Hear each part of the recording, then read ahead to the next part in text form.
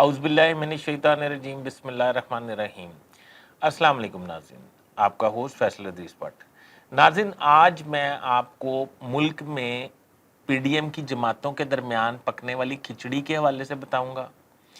زرداری صاحب کس مشن پہ ہیں، شہباز شریف صاحب کیا کرنا چاہتے ہیں، نواز شریف صاحب کہاں غائب ہو گئے ہیں، مریم نواز صاحبہ کیوں نہیں بول رہی، عمران خان صاحب کا مستقبل کیا ہے، اور میں یہ بھی بتاؤں گا کہ فضل الرحمان صاحب انتہائی افسوسناک واقعے میں جن میں جے یو آئی کے 50 ورکر شہید ہو گئے، اس کے بعد کیا کر رہے ہیں ان کے غم میں۔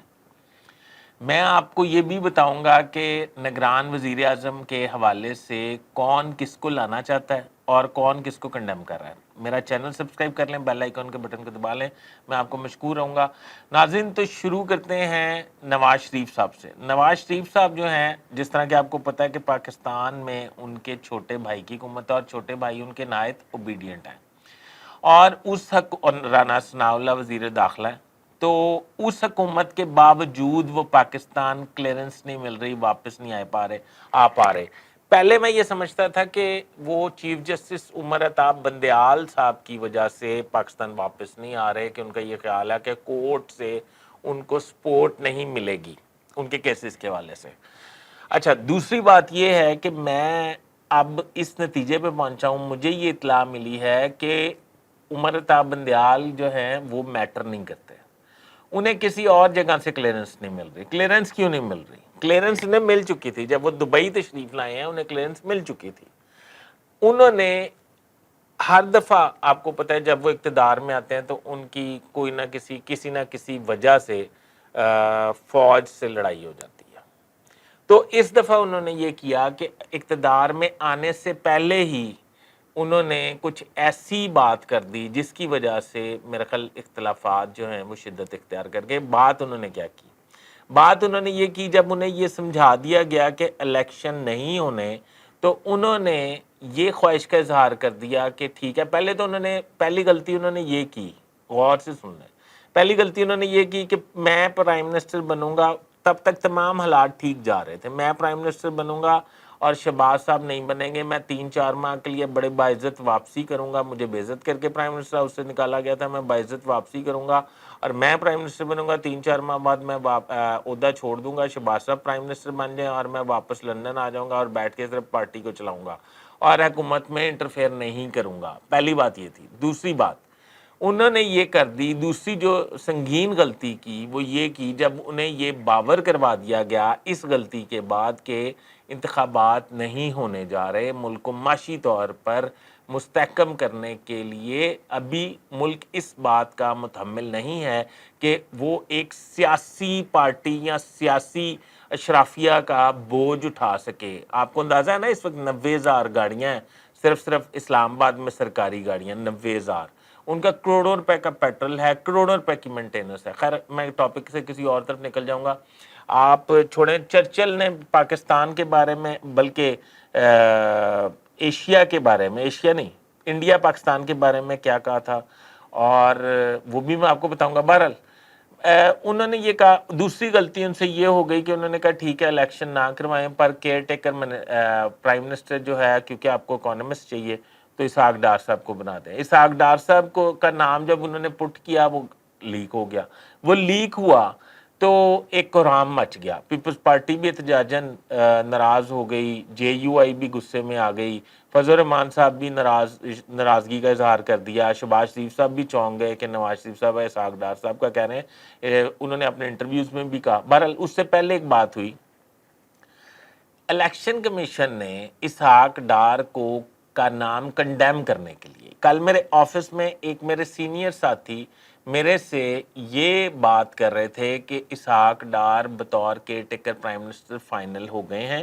میرا موقف ہے کہ وہ فائنل نہیں ہوئے بلکہ ریجیکٹ ہو گئے ہیں، میں یہ عرض کرتا ہوں۔ انہوں نے کہا، اسحاق ڈار صاحب نے کہا کہ اسحاق ڈار صاحب کا نام جب آیا تو آپ کو ایک بات میں بتاتا ہوں، آپ تھوڑا 2-3 دن پیچھے جائیں تو الیکشن کمیشن نے خیبر پختونخوا گورنمنٹ کو، یعنی کہ نگران وزیر اعلیٰ کو ایک خط تحریر کیا ہے جس میں انہوں نے لکھا ہے کہ جس منسٹر، جس ایڈوائزر کی سیاسی وابستگی ہے کسی پارٹی سے، انہیں فوری طور پہ عہدے سے ہٹا دیا جائے۔ اس کا مطلب یہ ہے کہ الیکشن کمیشن نے جو خط لکھا ہے، آپ اندازہ لگا لیں، اگر خیبر پختونخوا کے صوبے لیول پہ سیاسی وابستگی کو نگران حکومت میں قبول نہیں کیا جا رہا، تو اسحاق ڈار صاحب جو پی ایم ایل این کے گھریلو ملازم ہیں، ان کو بطور پرائم منسٹر کیسے اکوموڈیٹ کیا جائے گا؟ پہلی بات تو یہ ہے۔ الیکشن کمیشن نے اگر خط لکھا ہے تو الیکشن کمیشن کی ڈوریاں کہاں سے ہلتی ہیں، آپ کو اندازہ ہے۔ تیسری بات میں آپ کو یہ بتانا چاہتا ہوں کہ اس وقت آصف علی زرداری جو ہیں وہ نہایت ناراض ہیں۔ وہ چاہتے ہیں کہ ہر صورت الیکشن ہو، کیونکہ سندھ حکومت کے علاوہ وہ کے بغیر وہ سروائیول کا سوچ بھی نہیں سکتے۔ اس کی وجہ یہ ہے کہ سندھ حکومت تمام اخراجات، تمام فیملی کے اخراجات جو ہیں وہ پورے کرتی ہے۔ کس طرح؟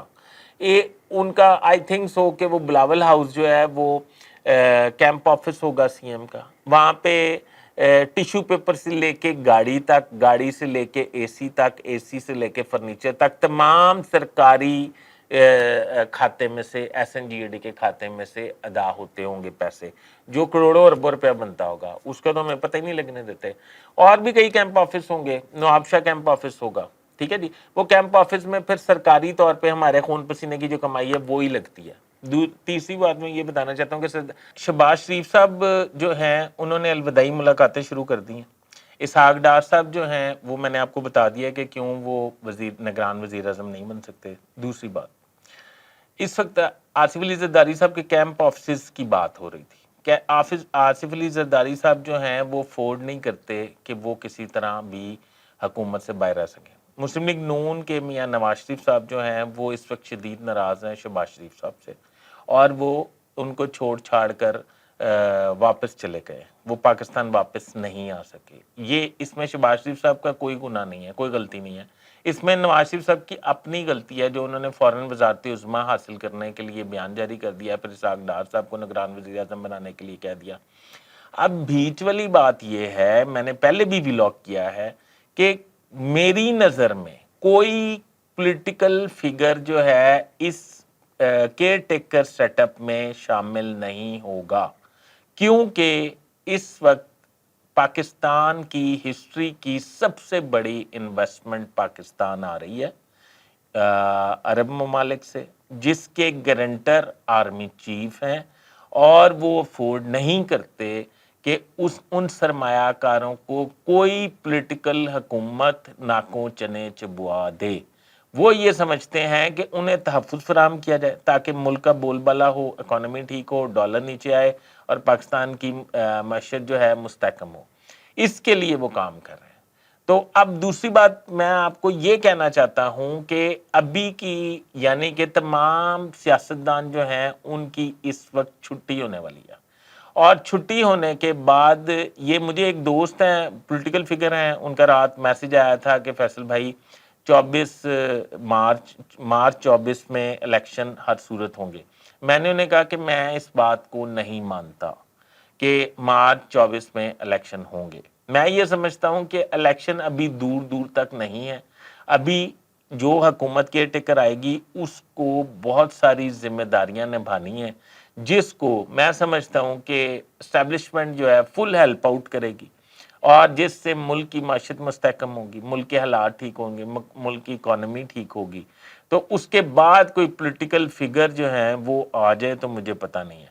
آپ کو یہ بھی پتہ ہے کہ اس وقت قومی اسمبلی سے جو دھڑا دھڑ بل منظور ہو رہے ہیں وہ شہباز شریف صاحب کی کمال ہے۔